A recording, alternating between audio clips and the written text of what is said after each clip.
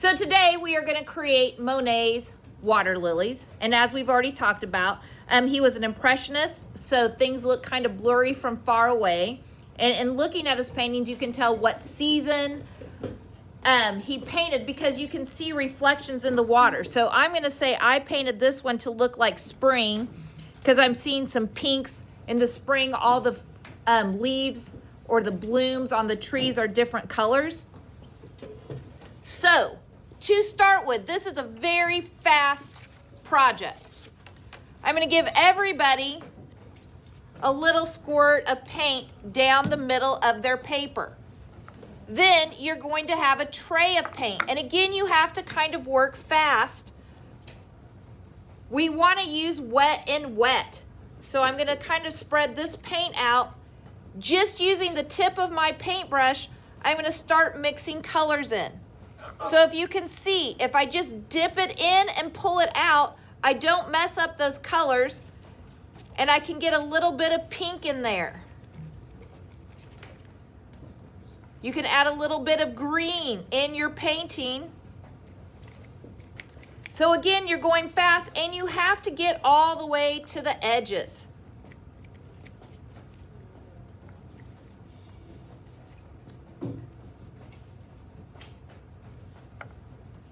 All the way to the edges and across.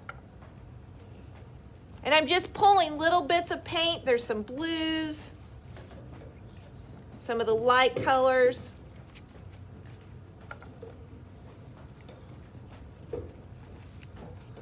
Oh, and always my favorite, I can come back and add a little bit of white.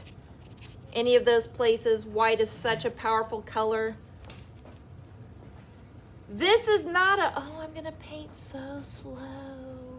This is, you got to kind of get down the page fast because it only works when we're blending wet and wet paint together. When you let it dry, you can't smear your colors together. So when I'm done, awesome. If there's a place where I think I want to go back, I can kind of go back to add a few more colors up here where you might want some more colors to be. If you need to add a little bit more white in there. When you're done, you're going to go put your paintbrush away. So we're going to pause for just a second.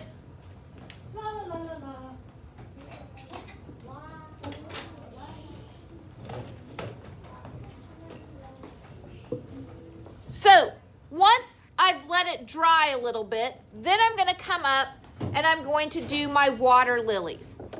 And if you look at the pictures of Monet's water lilies, you'll see where they're kind of clumped together. And if you look at our pond when our water lilies are blooming, they're not equally spaced apart. They're kind of in clumps. Something else you'll notice, things in the back are going to be smaller than things in the front.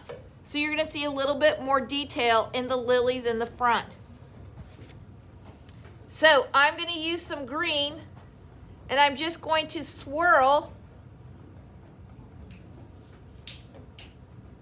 some paint together to give the impression of some water lilies right up here. And again, they're going to stay a little bit bigger here in the front where they're closer to me and I can see more details. Then as I go further back, I'm still trying to paint it as a round thing, but they might just be little lines. And then the ones that I do in the very back are just going to be little teeny tiny. But again, I want to clump them together.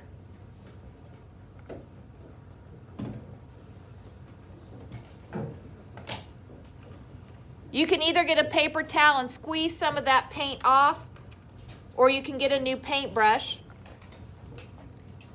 And again, I know we're doing all of this while it's wet.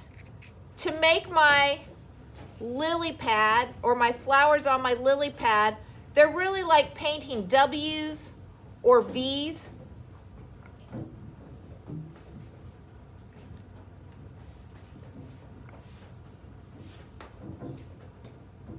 Again, I don't have a paper towel with me. I can come back and add some colors right on top of that. Because again, if you get up close to a Monet, you can see that thick paint. You can see where he added those colors. I'm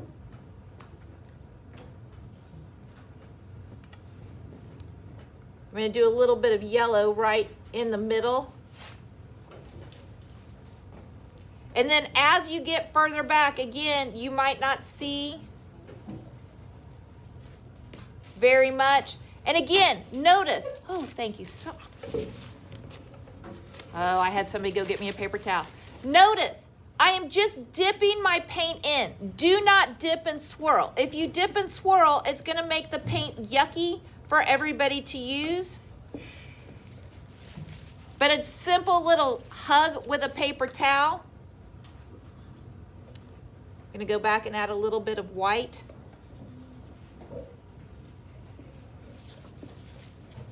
Just a little dab of yellow.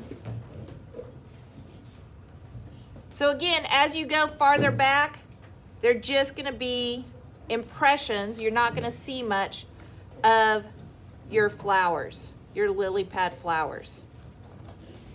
And it's kind of a wet and wet technique. When you're done, the whole board goes on the drying rack.